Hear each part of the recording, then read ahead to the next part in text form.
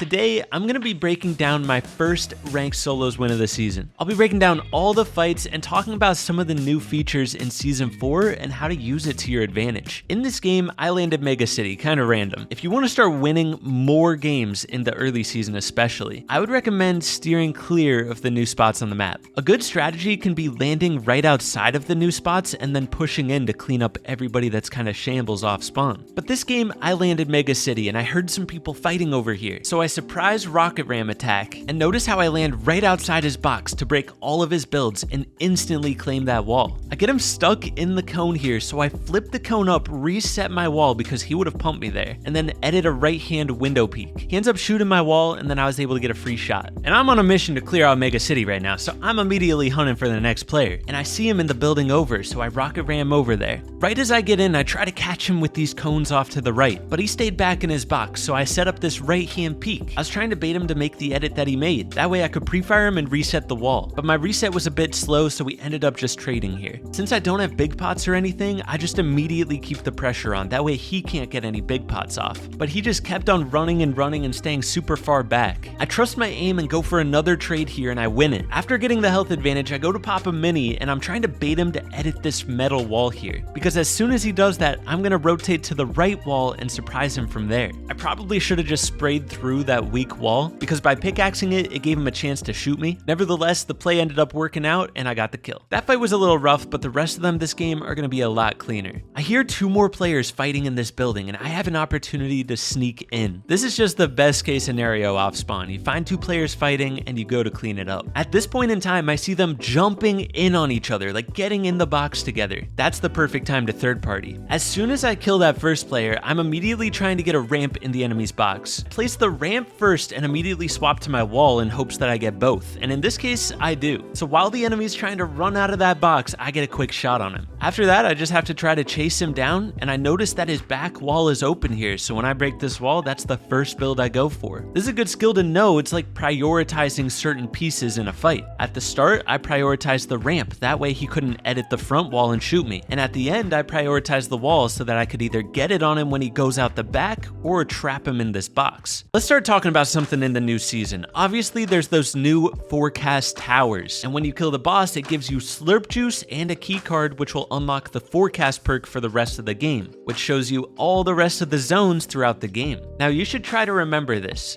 The bosses at the forecast towers spawn about 10 seconds after the first zone closes, so when the second zone opens. And then the caches, which I'm going for right here, spawn after the second zone closes when the third zone opens. So if you want to play the most alpha Fortnite, trying to get as many slurps as possible and get as stacked as possible, when the first zone is about to finish closing, position yourself near a forecast tower so you can get the boss. You're going to find a lot of fights over there, so you need to be prepared. If you want even more slurps, when the third zone opens, try to avoid being in a fight. That way you can fly towards your cache as fast as possible. And finally, when the fourth zone opens, you can go for the island. That way you can find even more fights and more slurps. With all that being said, let's get back to this game. It was the third zone opening, and that's why my cache spawned here. So I'm going for my cache, but that's when I see nobody ever got this forecast tower. So I decide to go for it, but that's when I get fried at my side. I was trying to get this cache, but the enemy was not going to let me get that, so I had to outplay this guy super hard. He's pressuring me like crazy because he thinks that I'm still weak from when he fried me. That's why having shieldfish is so clutch, because you can get back to max HP and surprise the enemy super quick. When he's just jumping on my walls, he did not expect me to edit on him because he thought I was still weak. That's how I got a quick health advantage. I immediately get on his wall before he can heal up, and I slip a ramp into his box to try to force him out his side. After putting the ramp in his box,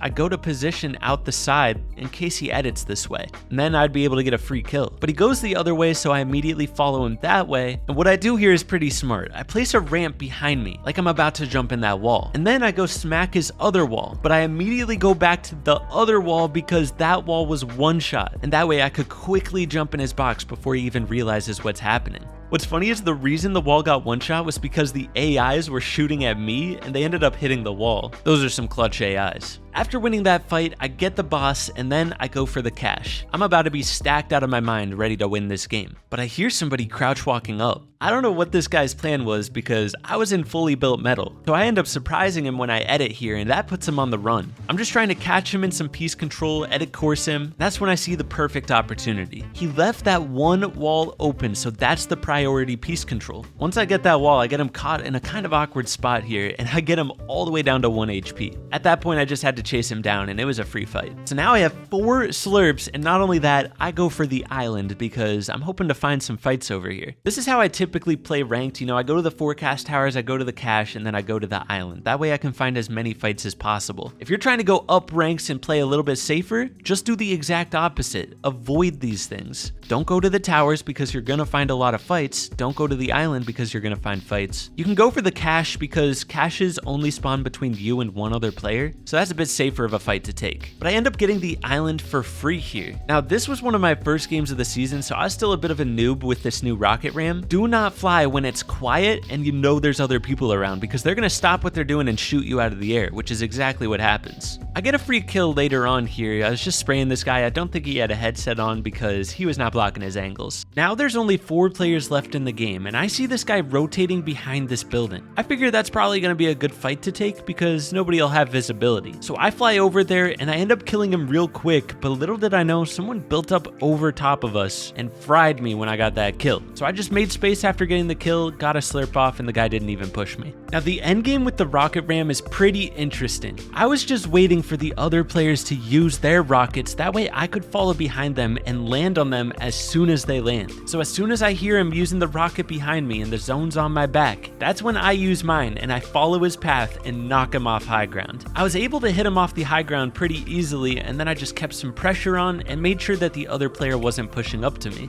Anyways, I was chilling on high ground here and I see a perfect opportunity to win the game. It was just over when I do this. Since I had the forecast perk, I knew the next zone was going to pull far. So if I rotated ahead now, I would have free kills behind me. I make sure to aim my rocket downwards when going here. That way they can't fry me out of the air. As soon as I land, I just turn around and start holding them on the back edge of zone. The plan worked out pretty well. I got this first player really weak and I hear the other one starting to rocket. So I knew I didn't really have to worry about that weak player, so I turn and try to get the rocket man weak. He lands all the way on low ground, so I don't have to worry about him third partying this fight, and I chase down the weak player. And as soon as I get that kill, I start rotating to the right side of the zone here because as you can see on the mini-map, the zone is going to be pulling to the right. So if the game ends up going long enough, if I get ahead on the right side of the zone now, I'll end up winning the game for free. It could not have been any freer. He was going to have to come up this mountain, so I could have just kept on spraying him, but once I get him weak here, I go down to finish the fight. This item is going to be crazy in tournaments. I don't know if they're going to keep it in. We'll have to wait and find out. But if you guys want to try out some stacked endgames with the rocket ram, you can head into my final Moving Zone Wars map code down below. More content on the way. I actually have a brand new practice map coming soon, which I made myself for the first time ever. I'm pretty excited about it, so stay tuned. I'll catch you in the next one. Peace.